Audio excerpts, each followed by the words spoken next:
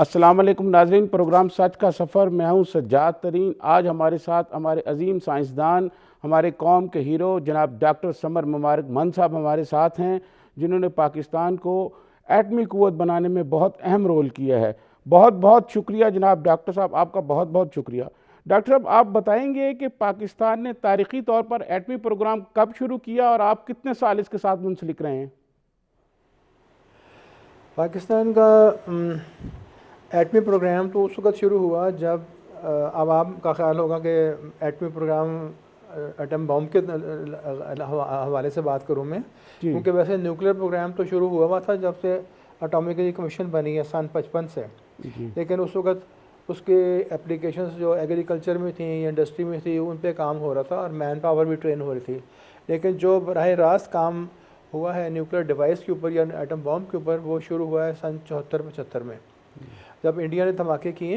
जी तो उसके बाद फिर पाकिस्तान ने उसी वक्त काम शुरू कर दिया उसके ऊपर। और मैं तो खैर एटॉमिक एनर्जी कमीशन में 1962 से था, तो मैं उस वक्त काम कर रहा था पहले से। और जब ये प्रोग्राम शुरू हुआ तो उस वक्त फिर मैंने फुल टाइम इसी पे काम शुरू किया और उसके मुताबिक फिर काम करते रहे, जैसे इंस्ट्रक्शंस मिलते नहीं। डॉक्टर साहब, आप ये बताएंगे कि इस हमें एटम बॉम्ब बनाने के लिए कितना टाइम लगा, इस कोशिशें कितनी थी इसमें सर? जी, ये आप से देख लें कि तकरीबन 75 में अगर एक काम शुरू हमने जैसे किया है, मैंने बताया आपको 74 में इंडिया ने धमाका किया, 75 में हमने काम शुरू किया। तो 1983 में हमने एटम बॉम्ब का डिज़ाइन करके मैन्युफैक्चर करके पहला डिज़ाइन बनाकर उसका कोल्ड टेस्ट भी कर लिया था मई 83 में। और कोल्ड टेस्ट कामयाब हो गया था। इसका मतलब यह है कि हमारा डिज़ाइन बिल्कुल दुरुस्त था। उसके बाद फिर इस पे काम होता रहा ताकि डिज़ाइन को छोटा किया जा सके, ताकि वो मिसाइल्स में या फाइटर एयरक्राफ्ट में लग सके। तो फिर छोटे से छोटा डिज़ाइन बनते गए और वो उनके कोल्ड टेस्ट होते गए। कोल्ड टेस्ट ये होता है कि आप जो पूरा वो जो ताकतवर धमाका वो नहीं करते, लेकिन एक ऐसा धमाका ज़रूर करते हैं पूरी एटम बम के साथ, जिससे ये पता चल सके कि ये अगर इसमें यूरेनियम जो है वो एनरिच यूरेनियम रखा जाएगा तो ये प्रॉपर सही एटम बम की तरह चल जाएगा। तो इसमें डिज़ाइन टेस्टिंग की कैपेबिलिटी होती है, और अगर कामयाब हो जाए कोल्ड टेस्ट तो आप समझे आपका डिज़ाइन बिल्कुल कामयाब है। डॉक्टर साहब, हमें ये बताएं कि पाकिस्तान के पहले मुंतखब वज़ीर आज़म जनाब जुल्फ़िकार अली भुट्टो ने यह कहा कि हम घास फूस खाएंगे, एटम बम बनाएंगे। तो क्या उनकी इस हवाले से क्या खिदमात हैं पाकिस्तान के लिए? देखें, जब वो वज़ीर आज़म बने तो उन्होंने एक मुल्तान में कॉन्फ्रेंस की, जिसमें सारे साइंटिस्ट और इंजीनियर्स जो इस शोबे से मुंसलिक थे, एटॉमिक शोबे से, उनकी मीटिंग कॉल की। और उसमें बड़े सीनियर लोग भी बुलाए गए, एटॉमिक एनर्जी के चेयरमैन भी बुलाया गया, और डॉक्टर अब्दुल सलाम साहब भी तशरीफ़ रखते थे। सब लोगों को बुला के और मशवरा किया गया कि अगर पाकिस्तान ने कभी एटम बम बनाना हो तो हमारी क्या सलाहियत होगी, हम कितनी देर में बना सकते हैं। तो उस मीटिंग में एक सेंसस हुआ, साइंटिस्ट ने सब ने डिस्कशन करके कहा कि हाँ, पाकिस्तान में ये बनाया जा सकता है और इसको कुछ 5-10 साल का अरसा लगेगा। तो जिस वक्त इंडिया ने धमाका किया तो फिर इसके ऊपर एक्टिवली टीमें बनाई गई और इसके जो मुख्तलिफ़ पहलू हैं एटम बम के, उसके ऊपर काम शुरू हुआ। और ये फिर काम जो था पूरे ज़ोर शोर से जो है 76 में तकरीबन शुरू हुआ। तो फिर ये जब कोल्ड टेस्ट हुआ, ये 1983 में हुआ, तो आप समझ लीजिए कि तकरीबन 7 साल के बाद ये एटम बम का पहला डिज़ाइन कामयाबी से क्वालिफाई हो गया। डॉक्टर साहब, ये जो हमारी जोहरी तवानाई है, इससे हम और दीगर कौन कौन से शोबों में फ़ायदा उठा सकते हैं? देखिए, इसके बहुत से फ़वाइद हैं। एक तो इसके इस्तेमाल न्यूक्लियर मेडिसिन में है, जिसमें न्यूक्लियर आइसोटोप्स के साथ आप कैंसर्स की तशख़ीस करते हैं, कैंसर्स का इलाज करते हैं, दिल के आर्ज़े की तशख़ीस और इलाज होता है, थायराइड्स का इलाज होता है।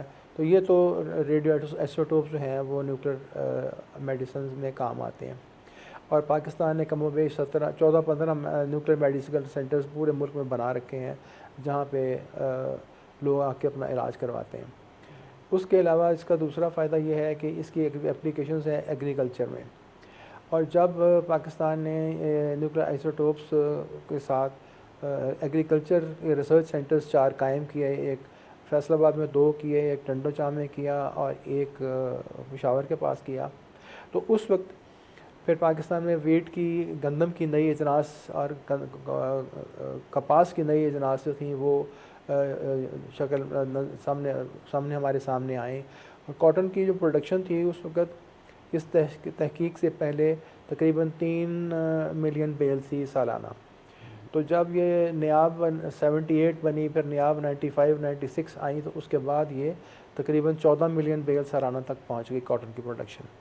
तो ये एक काफ़ी बड़ी हमारी मीशत को फ़रोग मिला, ताकत मिली न्यूक्लियर टेक्नोलॉजी से। उसके बाद फिर इसके सबसे बड़ी जो नुमायाँ कारकर्दगी है, इसका जो फ़ायदा है न्यूक्लियर टेक्नोलॉजी का, वो है बिजली बनाने में। तो जिस वक्त कराची में न्यूक्लियर पावर प्लांट पहला लगा कैनप के नाम से, आपने नाम सुना होगा, तो वो 1970-71 में कमीशन हुआ। तो उसके बाद वहाँ बिजली बननी शुरू हुई तकरीबन 132 मेगावाट, और वो कराची ग्रिड को सप्लाई होनी शुरू हुई। तो उसके बाद फिर अब तो खैर और बहुत बड़े बड़े रिएक्टर 4-5 लग चुके हैं और 2-4 और लग रहे हैं। तो अब इस वक्त न्यूक्लियर पावर जो है वो पाकिस्तान में तकरीबन टोटल पावर प्रोडक्शन का 12-13% हो गई है। तो ये इसकी एक और बहुत बड़ी कंट्रीब्यूशन है, क्योंकि जो न्यूक्लियर टेक्नोलॉजी से बिजली बनती है इसमें कोई पोल्यूशन नहीं होती, एयर पोल्यूशन नहीं होती, ग्राउंड पोल्यूशन नहीं होती, बड़ी साफ़ सुथरी बिजली बनती है। और बिजली की जो प्रोडक्शन कॉस्ट है, जो कीमत है बिजली बनाने की, वो पर फी यूनिट वो बहुत कम है। वो तकरीबन हाइड्रो इलेक्ट्रिसिटी के बिजली बनाने की जो कीमत है उसके बराबर है। तो ये इन 3-4 फ़ायदे हैं जो कि वेपन सिस्टम्स के अलावा न्यूक्लियर टेक्नोलॉजी के हैं। डॉक्टर साहब, हम और कितने एटमी बिजली के प्लांट लगा सकते हैं? पाकिस्तान में कितनी गुंजाइश है कि हम ज़्यादा से ज़्यादा, इतनी ये बिजली जो है इतनी सस्ती है, तो कितनी गुंजाइश है कि हम ये प्लांट और ज़्यादा लगा सकते हैं पाकिस्तान में? जी, देखिए, जो बिजली प्रोडक्शन कॉस्ट है वो तो बहुत कम है। जब एक दफ़ा न्यूक्लियर रिएक्टर लग जाए बिजली सस्ती बनती है, लेकिन रिएक्टर की अपनी कीमत बहुत ज़्यादा है। तो जब बिजली बनाने के लिए आपने एक न्यूक्लियर पावर प्लांट लगाना हो तो उसमें तकरीबन $4000 पर मेगावाट खर्च आती है, आपके अखराजात आते हैं। तो वो अब आप देख लें कि अगर आपने जिस तरह चश्मा के न्यूक्लियर पावर प्लांट्स 3-4 लगाए हैं, तो सारे 130 मेगावाट के हैं। तो वो अब तकरीबन उनकी एक पावर प्लांट की कीमत जो है वो $5 या $6 बिलियन तक है। फिर बड़े पावर प्लांट्स लग रहे हैं कराची के पास इस वक्त, और वो चश्मा मेरे ख्याल क्या नाम है, कैनप 2 और 3 हैं। उनकी जो कीमत है वो बहुत बड़े पावर प्लांट्स हैं, तो उनके 1200 मेगावाट के उनकी कीमत $8 बिलियन है। तो वो शुरू में इतने पैसे आपके पास अगर हों कि आप ये प्लांट ख़रीद सकें, लगा सकें, नस्ब कर सकें, उसके बाद इनको चलाने के लिए आपके पास मैन पावर मौजूद है, टेक्नोलॉजी मौजूद है, मेंटेनेंस की टेक्नोलॉजी भी मौजूद है। लेकिन एक दफ़ा प्लांट ख़रीदना पड़ेगा आपको और उसके लिए इन्वेस्टमेंट करनी पड़ेगी। उसके बाद बिजली मुसलसल आपको मिल सकती है 2 से ₹2.5 यूनिट के हिसाब से। तो डॉक्टर साहब, जो हमारा एग्रीकल्चर का शोबा है उसमें हम कितना फ़ायदा उठा सकते हैं इस टेक्नोलॉजी से? देखिए, मैंने जैसे पहले अर्ज़ किया कि अब हमारे जो नियाब है एग्रीकल्चर सेंटर फैसलाबाद में, वहाँ पे इन न्यूक्लियर आइसोटोप से हमने रेडिएशन दी कॉटन के बीजों को, और उनमें से उसके बाद उन बीजों को ग्रो करके उगाया गया और देखा गया कि कौन से प्लांट्स जो हैं वो सबसे ज़्यादा कॉटन प्रोड्यूस करते हैं। उनके फिर बीजों को लेकर उनको मल्टीप्लाई किया गया सिलेक्ट करके, और उससे फिर कॉटन प्रोडक्शन को फ़रोग़ दिया गया। तो जब एक आम कॉटन का प्लांट एक आम बीज को न्यूक्लियर रेडिएशन देते हैं, तो उससे कुछ तो उसके अच्छे, बहुत अच्छी किस्म के प्लांट्स बनते हैं उसमें उन बीजों से, और कुछ प्लांट्स जो हैं वो बेकार होते हैं। तो जब अच्छे प्लांट्स जो बनते हैं फिर उनको आप सिलेक्ट करके उनके बीजों की मल्टीप्लिकेशन करते हैं। इसी तरह से 1978 में जब नियाब 78 बना, तो उस वक्त कॉटन प्रोडक्शन मैंने बताया जैसे 3 मिलियन बेल थी, और वो फिर उसको फ़रोग़ पाया, फिर 10 मिलियन हुई, 12 मिलियन, फिर 14 मिलियन बेल तक पहुँच गई। इसमें खाली सिर्फ बीजों का ताल्लुक़ नहीं है, रेडिएशन का ताल्लुक़ नहीं है, इसमें साथ खाद की भी डेवलपमेंट होती है। खाद भी अच्छी किस्म की होनी चाहिए, और जो इसमें जड़ी बूटियाँ उगती हैं उसमें प्लांट्स में, वो उनको भी साथ साथ तल्फ करने के लिए इंसेक्टिसाइड्स इस्तेमाल होते हैं, फिर जाके कॉटन प्रोडक्शन आपकी फ़रोग पाती है। डॉक्टर साहब, आप इसी हमारी तरह कौम से के असल हीरो हैं। डॉक्टर साहब, आपकी खिदमात हैं और आपकी कोशिशों की वजह से पाकिस्तान जो है वो जौहरी ताकत बना, एटम बम बनाने में कामयाब हुआ। डॉक्टर साहब, आप हमें ये बताएंगे कि हमारे पास जो एटम बम मौजूद हैं, हमारे दुश्मन मुल्क के कितने शहर ऐसे हैं जो हमारे निशाने पर हैं? देखिए, ये तो थोड़े राज की बातें हैं, लेकिन ये आपको मैं बता सकता हूँ कि जितने भी शहर हैं या कैंटोनमेंट्स हैं या उनके वेपन्स जो डिफेंस इस्टेब्लिशमेंट्स हैं या ऐसी जगह जहाँ पे वो प्रोडक्शन करते हैं मिसाइल्स की या न्यूक्लियर वेपन्स की, उनको निशाना बनाना मकसूद होता है। आबादी को निशाना बनाना मकसूद नहीं होता। तो जितने भी ऐसे टारगेट्स हैं हमारे दुश्मन मुल्क में, वो सब पाकिस्तान के मिसाइल्स के नज़े में हैं। और इसमें आपको तसल्ली होनी चाहिए कि वहाँ पे अल्लाह ना करे कि कभी ज़रूरत पड़े तो वो फिर उनको टारगेट बनाया जा सकता है। डॉक्टर साहब, हमारे कुछ वफाकी वज़रा जो हैं वो, जिनका मेरे ख्याल में जौहरी तालीम और इस प्रोग्राम से कोई ताल्लुक़ नहीं, ना कोई वास्ता है, लेकिन वो बयानात ये देते रहते हैं कि जी हमारे पास पाव पाव के भी एटम बम मौजूद हैं और किलो किलो के भी हैं। तो इस बारे में थोड़ी बताएंगे कि ये मिकदार के हवाले से क्या सूरत हाल है इनकी? ये आर्ज़ा है एक ऐसी कौम का जहाँ पे तालीम की कमी है। जब लोग वज़ीर बनते हैं वोट लेके, तो ज़ाहिर नहीं, ज़रूरी नहीं है कि उनको तालीम भी साथ हासिल हो। तो वो जौहरी मैदान जो है ये खाली बहुत तकनीकी मैदान है। इसमें बड़ी समझ सोच के बात करनी चाहिए। पाव पाव के लोगों के बम नहीं होते। ये आपको मेरा ख्याल है वो इंडिकेशन ये दे रहे होंगे कि जो बड़े एटम बम है पाकिस्तान के पास, वो इस तरह के हैं कि वो शहरों को तबाह कर सकते हैं या बहुत बड़े बड़े डिफेंस इस्टेब्लिशमेंट्स और छावनियों को तबाह कर सकते हैं। और उसके अलावा फिर हमारे पास नसर वेपन सिस्टम है। नसर बम जो है वो बहुत छोटा बम है और दुनिया का मेरा ख्याल है छोटा तरीन बम है, एटम बम है, जो कि एक मल्टी बैरल लॉन्चर से फायर हो सकता है, जो ट्रक माउंटेड होते हैं। आपने देखा होगा परेड में ट्रक के ऊपर लगे होते हैं लॉन्चर, जिसमें 8 या 4 बैरल्स होती हैं। उनमें से वो बम फायर हो सकता है, वो मिसाइल की शक्ल में, और मिसाइल के आगे वो लगा होता है। और वो जो बम्स हैं वो छोटे होते हैं और उनकी जो ताकत है वो तकरीबन आधा किलो टन से लेके 1 किलो टन तक होती है। और वो बैटलफील्ड वेपन है। जब आप मैदान जंग में जाते हैं और आप सामना हो जाए अफवाज का, और आप देखें कि दूसरी तरफ दुश्मन की बहुत ज़्यादा कंसंट्रेशन, एक जगह पे फ़ौज बहुत बड़ी, कई डिवीजन फ़ौज जमा हो गई है और उनके पास आर्मर भी है, टैंक्स भी हैं, सब कुछ है, तो बजाय इसके कि आप अपनी इन्फेंट्री और अपने टैंक्स को झोंक दें उस जंग में और अपना नुकसान कराएं, खूनी नुकसान कराएं, आपके पास ये नसर वेपन सिस्टम है जो बहुत जल्दी बहुत बड़ी बड़ी इकट्ठी हुई हुई अफवाज, उनको बहुत जल्दी तबाह कर सकता है। तो ये नसर में छोटा वेपन लगता है। इसी तरह से जो आपके समुद्र में बेस्ड हैं सिस्टम्स, जो सेकंड स्ट्राइक कैपेबिलिटी के, क्योंकि वो ज़ेर पानी से लॉन्च होने होते हैं, सबमरीन से लॉन्च होने होते हैं, उनका साइज़ भी छोटा होता है। तो ये छोटे वेपन सिस्टम्स भी पाकिस्तान ने अपने खुद बनाए हैं और बड़े से बड़ा जो ज़रूरत में है वो हमने सब बना रखे हैं और काफ़ी मकदार में हैं। और पाकिस्तान को तसल्ली होनी चाहिए कि अब माशाल्लाह हमारी दफ़ा मजबूत है। अच्छा डॉक्टर साहब, ये बताएं कि अगर खुदा ना करे दोनों एटमी मुल्क हैं, हमारा दुश्मन के पास भी हैं, अगर तसादम हो जाए हमारा, तो इस पे पूरी दुनिया पे क्या इसके असरात, मनफी असरात क्या पड़ेंगे सर? देखिए, ये तो अब क्या सारे की बात है, लेकिन दोनों ममालिक के डिफेंस जो एक्सपर्ट्स हैं, जो पॉलिटिकल एक्सपर्ट्स हैं, जो उनके कमांड एंड कंट्रोल अथॉरिटीज़ हैं, वो ये खूब जानते हैं कि पाकिस्तान और इंडिया अब ये अफोर्ड नहीं कर सकते कि आपस में न्यूक्लियर वॉर करें। क्योंकि अगर न्यूक्लियर वॉर होती है तो दो ममालिक के दरमियान जो बॉर्डर्स, जिनके मुश्तरका बॉर्डर है, तो दोनों ममालिक में बहुत ज़्यादा तबाही हो सकती है। और ज़्यादा तबाही ज़ाहिर है वहाँ होगी जहाँ पे आबादी ज़्यादा है।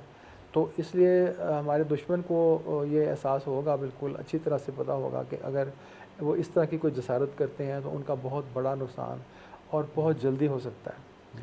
तो छोटी मोटी जो इलेक्शन कैंपेन्स के दौरान वो फैसले करते हैं कि चल के कश्मीर पे कुछ झड़प करें, कुछ चले जाने के रावला कोट पर तो 2 बॉम्ब गिरा दें दरख्तों के जंगलों में, कोई ऐसी हरकतें करें सिर्फ पॉलिटिकल गेंस के लिए, उसको तो वो एक अलग बात है, वो सियासी बात है और वो वक्ती तौर पे वो इस तरह की हरकतें करते हैं। लेकिन मेरा ख़्याल है कि वहाँ पे लेवल ऑफ मैच्योरिटी हमारी तरफ भी और दोनों तरफ इतनी है, इतनी ज़्यादा है, डेवलप है कि ये, और कमांड एंड कंट्रोल सिस्टम भी इतने मजबूत हैं कि ये खाम खा न्यूक्लियर वॉर बगैर किसी वजह के नहीं हो सकती।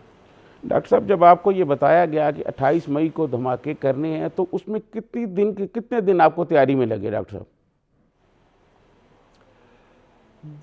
इंडिया ने 11 और 13 मई को धमाके किए थे, 1998 की बात है।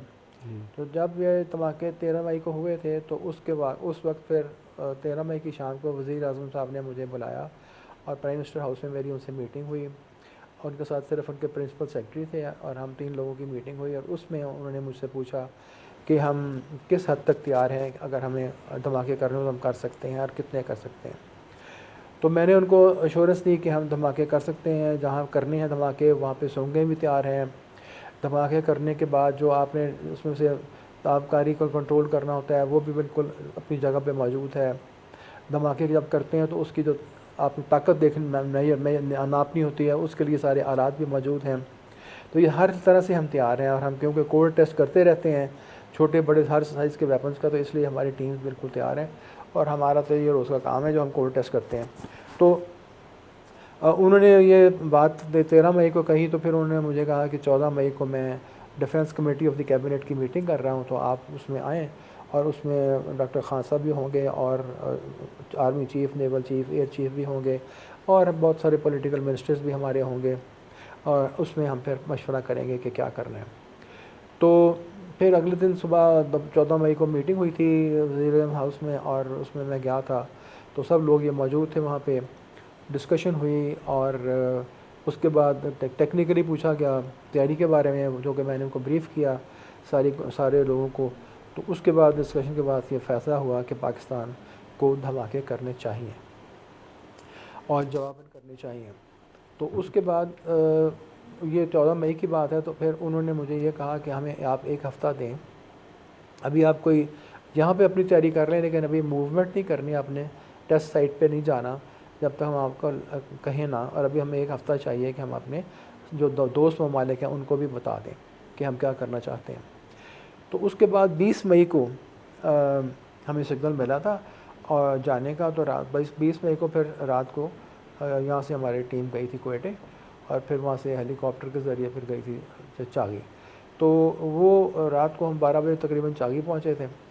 तो आप समझ लें कि 21 से लेके और 28 मई तक 7 दिन हमने वहाँ पे काम किया, दिन रात। आइटम बम्स को असेंबल किया, सारे तैयारी की, इंस्ट्रूमेंट सारे सेट किए, रिमोट कंट्रोल सिस्टम सेट किए जहाँ से बम्स को धमाके करने थे, और उसके बाद सुरंगों को कंक्रीट से प्लग किया, बंद किया ताकि बाहर ताबकारी ना निकले। तो ये सारा कुछ 7 दिन में इसलिए हो सका कि हम पहले से बहुत तैयार थे इसके लिए, वरना ये काम कई महीने लेते हैं। तो बस फिर 28 मई को फिर हमने पूरी तैयारी के साथ ये धमाके किए। डॉक्टर साहब, ये बताएं कि चागी का इंतखाब क्यों किया गया इसके लिए, धमाके के लिए? टेस्ट साइट चागी के अलावा और भी खारान में भी हमारी टेस्ट साइट है। आखिरी धमाका वहाँ पे हुआ था 30 मई को। वो इसलिए मुंतखब की गई है, और बहुत देखभाल के बाद, बहुत जॉर्नलिस्ट की मदद लेकर पूरे पाकिस्तान में कई जगह पे जाकर हेलीकॉप्टर से साइटें देख कर चागी का इसलिए इंतखाब किया गया कि एक तो पहाड़ की बुलंदी वहाँ ऐसी थी कि अगर आप उसमें नीचे तले के साथ, बेस के साथ सुरंग बनाते हैं, उसके अंदर जाते हैं और धमाका करते हैं सुरंग को बंद करके, तो पहाड़ की इतनी हाइट थी, इतनी ताकत थी, और उसका पत्थर इतना हैवी था कि हमें उम्मीद पूरी थी कि बम का धमाके की वजह से पहाड़ फटेगा नहीं और ताबकारी बाहर नहीं निकलेगी। हम नहीं चाहते थे कि कोई ताबकारी फैले और पाकिस्तान के लोगों को या बलूचिस्तान के लोगों को या किसी को भी नुकसान पहुँचे। तो हम बड़ा इस बात में केयरफुल थे, और हम चाहते थे कि यह काम इस तरह से किया जाए सफाई के साथ कि दुनिया को नुकसान ना हो। तो ये तैयारी हमने यहाँ पे की चागी में, और जब यहाँ पे तैयारी हो रही थी, बहुत बड़ी बड़ी केबल्स इलेक्ट्रिक बिछ रही थी, इंस्ट्रूमेंट्स लग रहे थे, तो साथ साथ उसी वक्त तैयारी खारान में भी हो रही थी। खारान में अंडरग्राउंड टेस्ट था जो कि 400-500 फुट की गहराई में था, और वो वहाँ पे हमने वो सारी तैयारी उसकी की, उसके असेंबल किया, वहाँ पे भी बॉम्ब को सब कुछ किया, उसका पूरा बंदोबस्त किया। और वो ये जब 28 वाला टेस्ट था, ये फिर 28 मई को, 27 की रात को हम तैयार हो गए, तो 28 को फिर हमने ये टेस्ट किया। और उसके बाद हम 28 के टेस्ट 5 टेस्ट यहाँ पे किए, और फिर 6वां टेस्ट जाके खरार में किया 30 मई को। डॉक्टर साहब, मुझे यहाँ एक ब्रेक का कहा जा रहा है, ब्रेक के बाद आएंगे तो आपसे मिसाइल टेक्नोलॉजी पर बात करेंगे जी।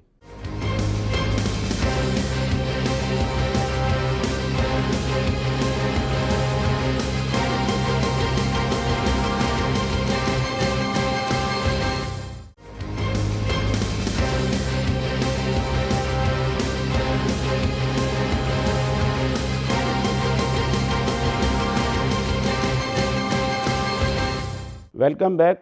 डॉक्टर साहब, ये बताएं कि पाकिस्तान के पास जो मिसाइल टेक्नोलॉजी है उसके बारे में आप क्या कहते हैं? देखिए, बॉम्ब अगर आपने बना लिया है, जैसे कि हमने बना लिया था, तो उसके बाद डिलीवरी सिस्टम्स जो हैं वो होना बहुत ज़रूरी थे। डिलीवरी सिस्टम्स हमारे पास उस वक्त फ़ाइटर एयरक्राफ्ट तो थे, F-16 थे, मिराज थे, और जहाज़ भी थे, और उनके लिए हमने पूरा बॉम्ब का डिज़ाइन बना लिया था जो जहाज़ के नीचे फिट हो सकता है, और जहाज़ उनको जाके डिलीवर कर सकते हैं दुश्मन के इलाके में।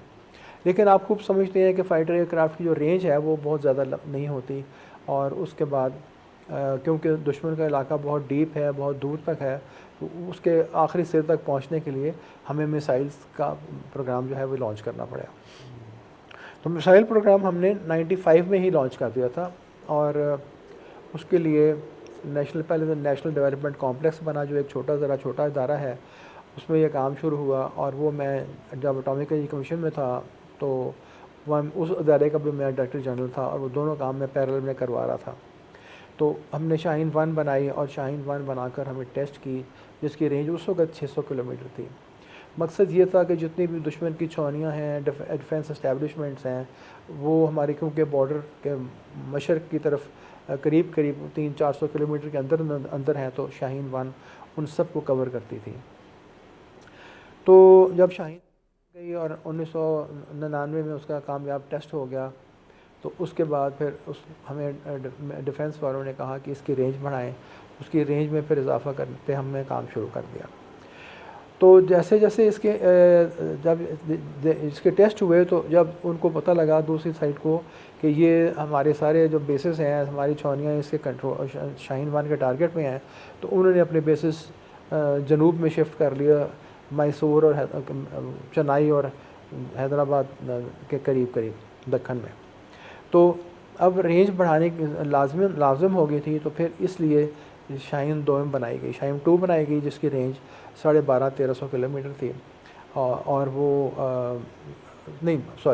उसकी रेंज तकरीबन 2100-2200 किलोमीटर थी, और वो इन सारे नए टारगेट्स को जो जनूब में चले गए इनको कवर करती थी। तो जब वो हमने शाहीन 2 टेस्ट की, और वो इंडियन ओशन में हमें टेस्ट करनी होती है, तो इसलिए क्योंकि पाकिस्तान के पास इतनी ज़मीन नहीं है कि 2000 किलोमीटर रेंज की मिसाइल टेस्ट हो सके, तो उस वक्त फिर उनको अंदाज़ा हुआ कि अब तो ये हमारे जनूब के सारे बेसिस कवर कर रहे हैं। तो उन्होंने अपने मिसाइल प्रोडक्शन फैसिलिटीज़ और लॉन्च फैसिलिटीज़ जो थी वो, एंड आपको सुना होगा काला पानी या अंडमान आइलैंड्स, वहाँ पे उन्होंने शिफ्ट कर दिया। वहाँ से उन्होंने एक व्हीलर आइलैंड सेलेक्ट किया कि वहाँ पे उसमें से हम लॉन्च करेंगे। तो उन्होंने अब वो उसका फ़ासला क्योंकि यहाँ से बहुत दूर था, तो फिर पाकिस्तान ने शाहीन 3 डेवलप की।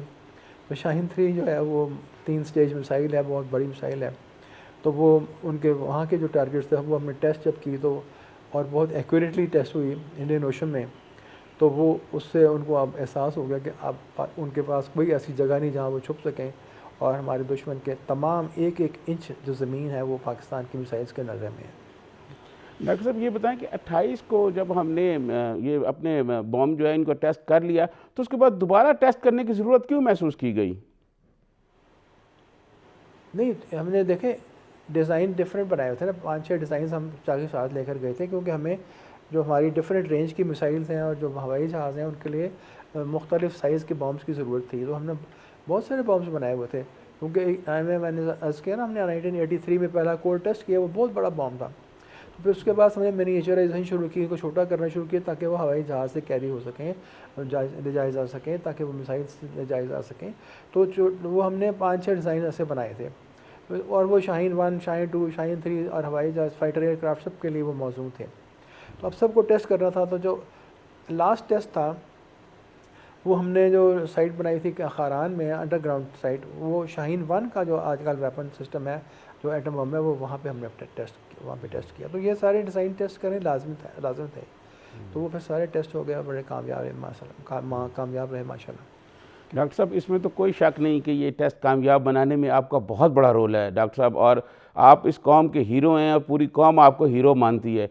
डॉक्टर साहब, आप ये बताएंगे कि ये जो हमारे पास एटम बम है, इनको चलाने के लिए कितना टाइम दरकार है? कि अगर टाइम कहा जाए कि जी अभी हमने एटम बम को चलाना है, तो कितनी देर में हम इसके लिए रेडी करके और इसको फायर कर देंगे? देखिए, आप मुझे कौम का हीरो तो कह रहे हैं, मैं आपका मशकूर भी हूँ और मैं कौम को भी बहुत मशकूर हूँ। गवर्नमेंट ने भी मुझे बड़े एजाज़ात देकर नवाजा है। लेकिन मैं इससे पहले कि मैं आपके सवाल का जवाब दूँ, मुझे प्लीज़ एक बात कहने दीजिए, वो ये है कि ये जो न्यूक्लियर प्रोग्राम है, जो मिसाइल प्रोग्राम है, इसमें मेरे हज़ारों लोग कोलीग्स जो हैं वो शामिल हैं, और बहुत लोगों ने मेहनत की है। और पाकिस्तान की कौम की ये ज़हानत है जो आपको नज़र आती है। हमारी क्रूज़ मिसाइल्स ख़ास तौर पे इतनी हाई टेक्नोलॉजी वेपन सिस्टम है, वो पाकिस्तान ने वो भी बनाया है। तो ये सब कुछ हमारी बहुत बड़ी एक अच्छी टीम है, बहुत लायक टीम है। कौम के बड़े सख्त मेहनत कश और इंतहाई ज़हीन साइंटिस्ट और इंजीनियर्स की ये काविश है, और उनके साथ बहुत एक्सपीरियंस्ड और बड़े अच्छे टेक्नीशियंस जो हैं वो काम करते हैं। तो ये जो भी क्रेडिट जाता है, ये सब की टीम, पूरी टीम वर्क को जाता है। कोई एक इंसान ये काम अपने हाथ से नहीं कर सकता। अब आपके सवाल का जवाब है वो ये है कि कितनी देर में आप रिस्पांस दे सकते हैं, या आपको अगर कहा जाए तो आप वेपन्स लॉन्च कर सकते हैं। उसमें वेपन का तो कोई ऐसी बात नहीं है, वो तो आपने बटन दबाना तो वो एटम बम तो चल जाएगा। लेकिन मसला ये है कि आपने अपने घर में तो नहीं चलाना, आपने तो किसी के टारगेट पे जाके जो 2000 किलोमीटर होगा, 3000 किलोमीटर होगा, वहाँ पे डिलीवर करना है, और जल्दी से जल्दी डिलीवर करना है, और रिलायबली और एक्यूरेटली डिलीवर करना है कि टारगेट के ऊपर जाके लगे। हमने जब मिसाइल्स बनाई थी तो हमें यह हदफ दिया गया था पहले कि 600 किलोमीटर तक मिसाइल बनाएं। फिर उसके बाद वो हदफ शाहीन जो थी, वो शाहीन 1 जो थी, वो 900 किलोमीटर तक हमने एक्सटेंड की। फिर गौरीब जो थी वो 1200 किलोमीटर तक गई। फिर शाहीन 2 जो थी वो 2100 किलोमीटर तक बनाई गई। फिर शाहीन 3 जो थी वो 2750 किलोमीटर पे हमने टेस्ट की, गो के उससे भी आगे थोड़ी सी जाती है। तो ये सारी मिसाइल्स जो हैं, ये सारी सॉलिड फ्यूल मिसाइल्स हैं, सिवाय गौरी के। और सॉलिड फ्यूल मिसाइल्स जो है उसमें ये सलाहियत होती है कि आप जब चाहें, वो बिल्कुल उसका अंदर ईंधन मौजूद होता है, उस मिसाइल को आप एम करें और फायर कर दें। एमिंग और फायरिंग में मैक्सिमम 10 से 15 मिनट लगते हैं, और अगर पहले से आपने एम किया हो तो फायर करने में बस चंद सेकंड ही लगते हैं। तो अगर आपको अपने हर मिसाइल डेडिकेट की हुई है उसके एक मुख्तस टारगेट के लिए, तो आप उसको 1 मिनट के अंदर अंदर फायर कर सकते हैं। और जो न्यूक्लियर बॉम्ब्स हैं वो उनके अंदर लगे होते हैं, और जब मिसाइल टारगेट के ऊपर पहुंचती है तो टारगेट के ऊपर पहुंच कर तो वो बॉम्ब जो है उस वक्त वो ट्रिगर होता है और उस वक्त वो फायर होता है। तो वो ये सारा कुछ सिस्टम जो है बहुत रैपिड फायर सिस्टम है, और इतनी एक्यूरेट है कि जब हम इंडियन ओशन में टेस्ट करते थे अपनी मिसाइल, तो वहाँ पे हम पहले वार्न करते थे जो दुबई से बॉम्बे तक के जो सी लेन्स हैं जिसमें कमर्शियल हवाई जहाज, समुद्री जहाज जाते हैं, उनको हम वार्न कर देते थे कि हमने आज टेस्ट करना है। तो वो समुद्री जहाज जो थे वो ट्रैफिक रुक जाता था, और वो तमाम जो थे वो देखते थे कि पाकिस्तान की मिसाइल कब आएगी और कहाँ लगेगी। तो समुद्र के अंदर हमने टारगेट बनाया होता था कि इस जगह हमारी मिसाइल ने आकर लगना है। और वो आप हैरान होंगे कि सबसे पहली खबर हमारी शाहीन 2 की या शाहीन 3 की जो टारगेट पे लगने की है और एक्यूरेटली लगने की खबर है, वो BBC पे नशर होती थी, क्योंकि ब्रिटिश बहुत सारे जहाज़ हैं, समुद्री जहाज़ जो इंडियन ओशन में होते थे, जो हमारे टेस्ट देखते थे, और वो फौरी तौर पे वो ख़बर BBC को देते थे। तो हमारे अपनी टीम्स भी हमारे अपने जहाज़ों पे होती थी, जो नेवी के जहाज़ों पे होती थी, वहाँ पे जो इनको टेस्ट को मॉनिटर करती थी और सारी एक्यूरेटली हमें चीज़ें बताती थी। तो ये दुनिया पूरी गवाह है इस बात की कि पाकिस्तान की मिसाइल्स रिलायबल हैं, एक, दूसरा एक्यूरेट हैं, अपने निशाने पे बिल्कुल दुरुस्तगी से लगती हैं। और तीसरी बात यह है कि उनके अंदर जो वॉरहेड्स हैं वो भी बिल्कुल लगने से फ़ौरन पहले एक्सप्लोड होते हैं। तो ये चीज़ें दुनिया ने इस बात को देखा है, और इसको सैटेलाइट से भी देखा है, समुद्र में भी देखा है, और इस बात की उनको तसल्ली है कि पाकिस्तान के वेपन सिस्टम सब बहुत एक्यूरेट हैं और चलते हैं। तो ऐसी बात नहीं है कि ज़रूरत के वक्त वो ना चलें। तो इंशाल्लाह जो आपके डिफेंस है, आपके जो रिस्पॉन्स है, वो ऐसे सिस्टम्स के ऊपर बेस्ड है जो कि दस्तयाब भी हैं वाफर मकदार में, और अपने टारगेट्स को डिस्ट्रॉय भी कर सकते हैं।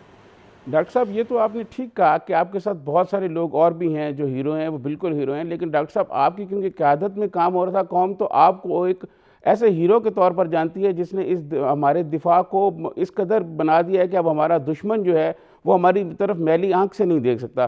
तो डॉक्टर साहब, क्या एटम बम्स और इन मिसाइल की मौजूदगी में क्या और मिसाइल बनाने की अभी पाकिस्तान को ज़रूरत है? देखें, इस वक्त सिचुएशन ये है कि हमारा दुश्मन जो है वो शरारत करने से बाज नहीं आता। वो उसने अपना पहले तो उन्होंने एटम बम बनाए, फिर उन्होंने मिसाइल्स बनाए, फिर मिसाइल्स की रेंजेस बढ़ाई, फिर अपने बेसिस शिफ्ट करते करते करते काले पानी में पहुंच गए। अब तो वहाँ से वो आगे कहीं जा नहीं सकते सिवाय इसके कि बे ऑफ बंगाल में कूद जाएं।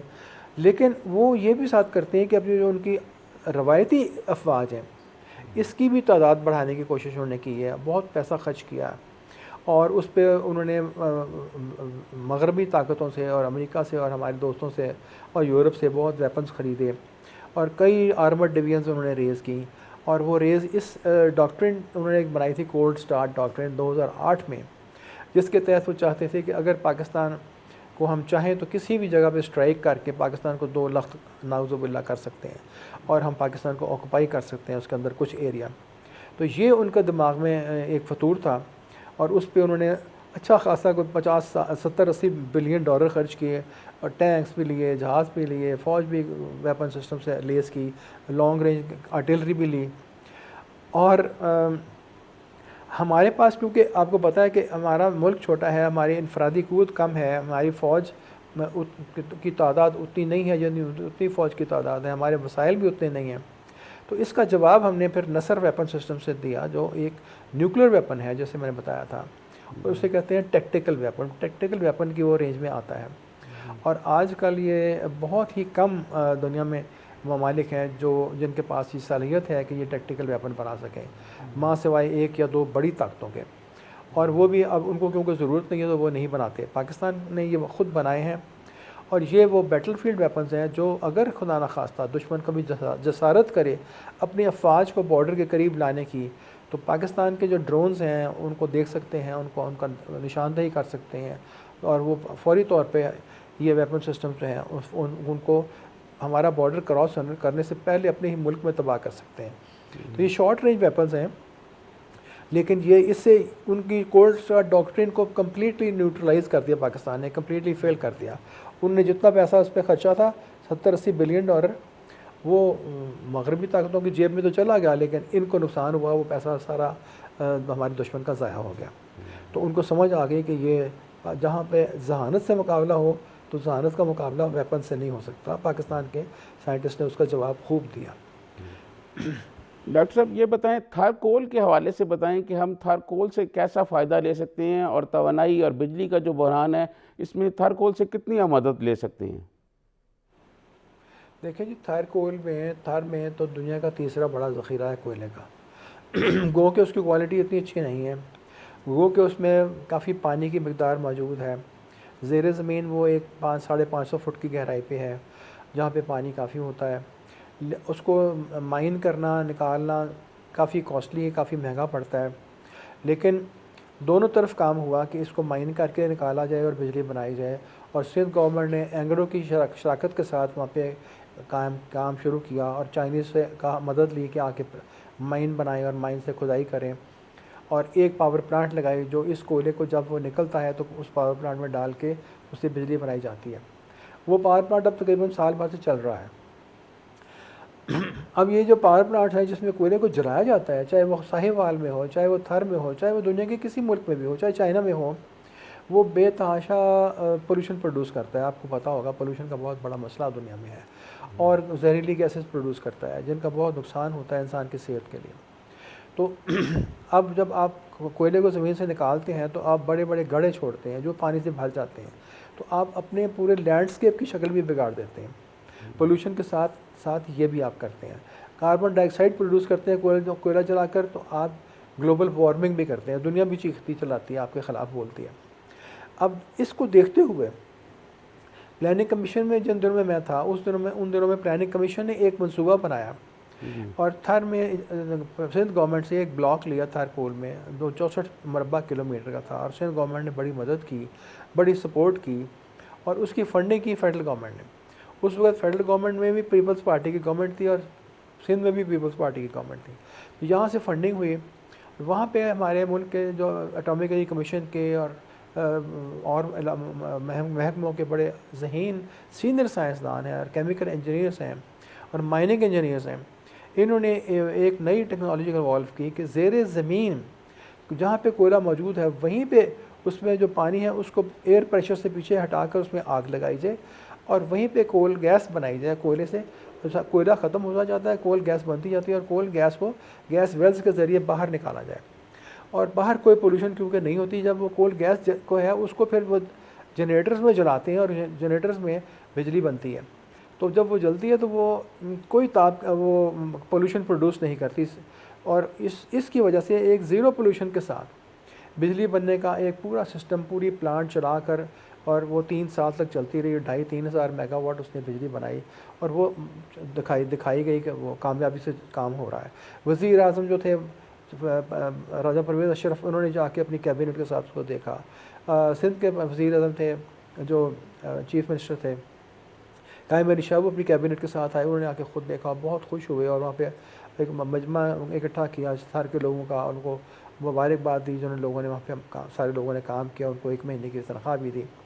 उसके बाद ये हुआ कि जब ये देखा गया कि जिन लोगों ने वो पावर प्लांट्स लगा रखे हैं पाकिस्तान में, जो कोयला जलाती हैं, फर्नेस ऑयल जलाती हैं, डीजल जलाती हैं और बिजली बनाती हैं और 13 रुपये 14 रुपये यूनिट बिजली बनाते हैं और बहुत सारी वो पोल्यूशन प्रोड्यूस करते हैं, उन्होंने देखा कि ये एक पावर प्लांट जो तकरीबन 4 से 5 रुपये यूनिट बिजली बना रही है और बग़ैर किसी पोल्यूशन के बिजली बना रही है, और इसमें पोटेंशियल है कि अगर इसको पैसे मिलते गए और ये 100 मेगावाट तक चली गई तो ये उसके बाद अपने ही प्रॉफिट से इसको एक्सपैंड कर करके कई हज़ार मेगावाट तक चंद सालों में जा सकती है। तो जब ये पोटेंशियल देखा गया इस प्लांट का, तो इसके सब लोग दरपे हो गए जो दूसरी किस्म की बिजली बनाते थे, जो पोल्यूशन वाली बिजली थी, जो महंगी बिजली थी, जो फर्नेस ऑयल इंपोर्ट करके चलाई जाती थी प्लांट, वो इसके ख़िलाफ़ हो गए। और उन्होंने फेडरल गवर्नमेंट में भी उस इस्लाम में पीपल्स पार्टी की गवर्नमेंट चेंज हो गई और दूसरी गवर्नमेंट आ गई जो पॉलिटिकली इतनी उनकी मोहब्बत नहीं थी सिंध गवर्नमेंट से, जो कि पीपल पार्टी की गवर्नमेंट थी। तो इस प्रोजेक्ट की फंडिंग क्योंकि फेडरल गवर्नमेंट से थी वो रोक दी गई और इस प्रोजेक्ट को बंद कर दिया गया। तो अब यही सिलसिला है कि प्लांट बिल्कुल वैसे की वैसी पूरी तरह मेंटेन्ड है, ठीक ठाक है, लेकिन वो लॉकअप है हुई और वहाँ पे कोई काम नहीं हो रहा और 2 साल से वो बंद है। तो डॉक्टर साहब आप ये बताएंगे कि इस प्रोग्राम के लिए कितनी फंडिंग चाहिए इस प्रोग्राम को शुरू करने के लिए? देखें, अगर इसको आपने दोबारा चलाना है, इसको 100 मेगावाट तक ले जाना है, तो तकरीबन 8 से 10 बिलियन रुपया चाहिए। 8 से 10 बिलियन रुपया क्या चीज़ है, $100 मिलियन भी नहीं बनता। जबकि हमारी जो प्लांट्स लगी हुई हैं, तर में लगी हुई हैं, थाईवाल में लगी हुई हैं, $2 बिलियन की 2,000 मिलियन डॉलर की प्लांट्स हैं। इसको $100 मिलियन आप और देंगे तो ये 100 मेगावाट की बिजली शुरू कर देगी बनानी, 4 रुपये यूनिट बिजली बनाएगी। सिंध का जो बिजली का रेट है वो तकरीबन 8 रुपये है, वो जो गवर्नमेंट ने फिक्स किया है। 8 रुपये बेचेगी, 4-5 रुपये बनाएगी, 3-4 रुपये यूनिट मुनाफा होगा। उसके बाद गवर्नमेंट की कोई फंडिंग की ज़रूरत नहीं होगी। उसके बाद 2-3 साल के बाद ये 100 मेगावाट से 300 मेगावाट पे चली जाएगी, 2-3 साल के बाद 1000 पे चली जाएगी। इस तरह करते करते ये बहुत बड़ी प्लांट बन जाएगी। और सिंध में इतना कोयला है कि अगर इससे हम कोल गैस बना के बिजली बनाएं तो भी बड़ा अच्छा है। कोल गैस से फर्टिलाइज़र भी बन सकता है, बहुत सस्ती कोल गैस होती है। कोल गैस से आप डीज़ल बना सकते हैं। दुनिया का बेहतरीन डीज़ल कोल गैस से साउथ अफ्रीका बना रहा है। 1.5-2 लाख बैरल हर रोज़ डीज़ल वहाँ बन रहे हैं, जो $30 फी बैरल से भी कम उसकी कीमत है। तो जो चाहें आप कर सकते हैं। फार्मास्यूटिकल्स बनते हैं कोल गैस से, तो कोल गैस आप जब बनाते हैं तो उसके बड़े फ़वाद हैं। घर में आप दे सकते हैं कोल गैस, सुई गैस के मुतबादल, न्यूक्लियर फ्लेम से जलती है, बोची खाने में जलाएँ, साफ़ सुथरी गैस है। तो बहुत फ़ायदे हैं इसके। लेकिन वही बात है कि अगर गवर्नमेंट करना चाहे तो गवर्नमेंट सब कुछ कर सकती है, बात सिर्फ नीयत की है। अच्छा डॉक्टर साहब, ये बताएं कि 28 मई 1998 जिस रोज़ धमाके हुए, उस दिन धमाकों से पहले और धमाकों के बाद आपके जज्बात क्या थे, आपकी टीम के जज्बात क्या थे, वो ज़रा उस बारे में कौम को बताएं। अब आप जज्बातियात पे आ गए हैं। देखिए जी, मैं थोड़ा सा बता दूं आपको कि मेरा एतक़ाद है कि ये जो भी हम काम करते हैं, मुश्किल काम करते हैं, कौम के लिए काम करते हैं, अच्छी नीयत से काम करते हैं, इनका जो नतीजा है वो अल्लाह ताला अपने हाथ में रखता है। हमारे लिए सिर्फ इतना है, लाजम है कि हम उसके लिए हम मेहनत करते हैं, मेहनत कर सकते हैं। और मेहनत हमने की और बहुत मेहनत की। तो अब बहुत मेरी टीम ने मेहनत की, सब लोगों ने की, हमने की। चागी में मैं गया सब टीम को लेके। अल्लाह ताला ने मुझे चुना इस टीम को लीड करने के लिए। शायद मेरे अंदर वो सलाहियत पैदा अल्लाह ने इसीलिए की थी कि मैं ये काम कर सकूं। उसके लिए बहुत मैं उसका ममनून और मशकूर हूँ। उसके बाद जब वहाँ हम गए तो जब जाने लगे तो मुझे प्राइम मिनिस्टर ने पूछा कि आप ये को यकीन है कि आप कामयाब हो जाएंगे? अगर आप कामयाब ना हुए तो पूरी दुनिया में पाकिस्तान की बहुत बदनामी होगी। तो जब उन्होंने मुझे ये सवाल पूछा तो मैंने उनसे कहा जी कि हम 100% नहीं, 110% नहीं, 150% मेहनत करेंगे, कोशिश करेंगे। हमने की भी है 10-15 साल, ये सारा कुछ बनाया भी है। अब हम टेस्ट के वक्त भी ये मेहनत करेंगे और इसके लिए हम अल्लाह से दुआ गो होंगे और आप भी हमारे लिए दुआ करें। तो बस ये मैंने उनको कहा तो फिर वो खामोश हो गए। और इसी अज़म के साथ, इसी नीयत के साथ हम जागे गए थे। और मेरे सारे जो टीम के लोग हैं बहुत अच्छे लोग, नेक लोग, ईमानदार लोग और मेहनती लोग थे। और बहुत ज़्यादा अच्छी यूनिवर्सिटीज़ में दुनिया के पढ़े लिखे लोग थे। वहाँ पे सलवारें कमीज़ें पहन के, हवाई चप्पलियाँ पहन के दिन रात वो बेचारे ज़मीन पे बैठ के बॉम्ब असेंबल करते थे और काम करते थे टनल के अंदर गर्मी में। तो उन्होंने बड़ी मेहनत की सब ने। और अल्लाह ने हमारे जब टेस्ट का वक्त आया, हमने टेस्ट से पहले अपने इंस्ट्रूमेंट्स को, अपने आलात को बड़ी अच्छी तरह से बार बार टेस्ट किया, क्योंकि हम बॉम्ब को 20-25 किलोमीटर दूर से रिमोट कंट्रोल से चलाना चाहते थे। और ऊपर आसमान पे दुनिया जहान के सैटेलाइट हमारे पे हर वक्त मंडला रहे होते थे। हमने कहा अगर हमने रिमोट कंट्रोल से सिग्नल 3-4 दिए ना तो इन्होंने हमारे सिग्नल जैम कर लेने, हमारे सिग्नल को इन्होंने पकड़ लेना है तो जैम कर लेने फ्रीक्वेंसी देख के। तो हमने कहा एक ही सिग्नल देंगे ताकि जो कंप्यूटर है बॉम्ब पहाड़ के पास, सुरंगों के पास, वो कंप्यूटर स्टार्ट हो जाए और फिर आगे जो बाकी 4-5 स्टेप्स हैं वो कंप्यूटर खुद ऑटोमेटिकली करे, हमें दूर से सिग्नल ना देना पड़े। तो बस ऐसे ही हुआ कि जब हमने वक्त आया डेटोनेशन का, तो मेरे जो साइंटिस्ट थे, इंजीनियर्स थे, उन्होंने मुझे कहा कि डॉक्टर साहब काउंट डाउन शुरू करें। तो मैंने कहा कि आपने बनाया ये सारा सिस्टम, मैं आपके साथ खड़ा हूँ, तो काउंट डाउन आप करें।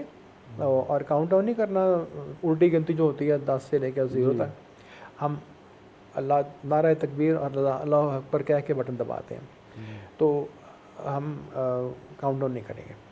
तो बस जब सब तैयार था तो फिर हमने नारा तकबीर किया और अल्लाह अकबर कह के बटन दबाया और बस वहाँ एक बटन दबा दिया हमने, बस हमारा काम ख़त्म हो गया। और हम अब खड़े देख रहे थे कि वो जो बाकी का कंप्यूटर काम कर रहा है वो हमारा, उसकी हमें हर चीज़ की, वहाँ पे 20 किलोमीटर दूर जो गाड़ी थी जिसके अंदर हम खड़े थे, ट्रक जो था, उसमें हमें हमारे कंप्यूटर पे पूरी इंडिकेशंस आ रही थी कि हाँ अब बैटरियाँ चार्ज हो गई हैं, अब स्विच क्लोज़ हो गया है, अब हर चीज़ जो लम्हा बलम्हा वो कर रहा था वो 5 स्टेप्स पूरे हो गए। और उसके बाद जो फायर का सिग्नल था वो फायर का सिग्नल भी हो गया, कंप्यूटर ने दे दिया और वो हमें भी पता लग गया। अब हमारी नज़रें थे हम गाड़ी से बाहर निकल के खड़े हो गए, हमने पहाड़ की तरफ देखना शुरू किया। जज्बात मेरे ये थे उस वक्त कि मैंने देखा तो पहाड़ की तरफ, तो हमें अंदाज़ा था कि ये सारे स्टेप्स करते करते कंप्यूटर को 30-35 सेकंड लगते हैं। तो वो जब 35 सेकंड जो थे इंतज़ार के, तो मैंने अपना एक दायां हाथ अपने बाएं हाथ की नब्ज़ पे रख लिया। तो यकीन कीजिए मेरे पल्स रेट इतना तेज़ कभी से नहीं हुआ। चेहरे तो हमारे क्वाइट थे, बिल्कुल ठीक थे, लेकिन अंदर से जो है परेशानी थी और दिल जो था वो बहुत तेज़ से धड़क रहा था। तो जब 35 सेकंड पूरे हुए तो धमाका होना चाहिए था। तो अब पहाड़ जो था, अब धमाका तो पहाड़ के अंदर होना था। तो 5 सेकंड और गुजर गए, उसके बाद पहाड़ तो नहीं फटा, जो कि बहुत ही अच्छी बात है क्योंकि हम बहुत करीब थे उसके और हमारा डिज़ाइन भी यही था और मकसद भी यही था पहाड़ ना फटे। लेकिन एक ज़लज़ला आया और 20 किलोमीटर दूर ज़लज़ले की शिद्दत इतनी ज़्यादा थी कि मैंने बहुत ज़लज़ले देखे हैं अपनी ज़िंदगी में, लेकिन उस तरह का ज़लज़ला मैंने नहीं देखा। बहुत स्ट्रॉन्ग ज़लज़ला था और वो ज़लज़ला ऑस्ट्रेलिया से लेके और न्यूयॉर्क तक और कनाडा तक वो में दुनिया पूरी में महसूस किया गया और पूरी दुनिया ने उसी वक्त CNN पे ख़बरें दे दी कि पाकिस्तान ने एटॉमिक टेस्ट कर लिया। और हमारे जो सेंटर्स थे यहाँ पे नेलोर में, उन्होंने भी उस ज़लज़ले को डिटेक्ट किया और उन्होंने भी एकदम ख़बर दे दी वज़ीर आज़म को कि एटॉमिक टेस्ट हो गया। तो वो जब धमाका हुआ तो हमारा पहले हमारे ये पहाड़ को हमने जब देखा तो पहाड़ काले से पत्थर थे, वो एकदम सफ़ेद होने शुरू हुए। जो चट्टानें थी ऊपर से चोटी से बहुत बड़े बड़े पत्थर, कई कई हज़ार टन के पत्थर, आप 100 टन के नहीं कहेंगे, 1000 टन के बड़े बड़े रॉक्स पहाड़ की चोटी से नीचे गिरने शुरू हुए, ऊपर से चोटी से। और नीचे एक नाला था, सूखा सा खुश्क नाला, उसके अंदर गिरने शुरू हो गए और पहाड़ सफ़ेद होना शुरू हो गया। और इस तरह सफ़ेद होना शुरू हुआ कि सफ़ेदी एक तरफ से लेके और 30 किलोमीटर 40 किलोमीटर तक जहाँ तक हमारी नज़र जा रही थी, पहाड़ ऊपर से सारा सतह उसकी सफ़ेद होगी जैसे डॉक्टर साहब ताज़ी बहुत बर्फ़ बहुत गिरी हो। आपका शुक्रिया, क्योंकि हमारे पास टाइम की कमी है। मैं समझता हूं कि आपसे बहुत बातें हो सकती थी, लेकिन टाइम की कमी की वजह से बहुत बहुत शुक्रिया, आपने हमें टाइम दिया, आपका बहुत शुक्रिया जनाब। इसके साथ नाज़रीन इजाज़त दीजिए, अल्लाह हाफिज़।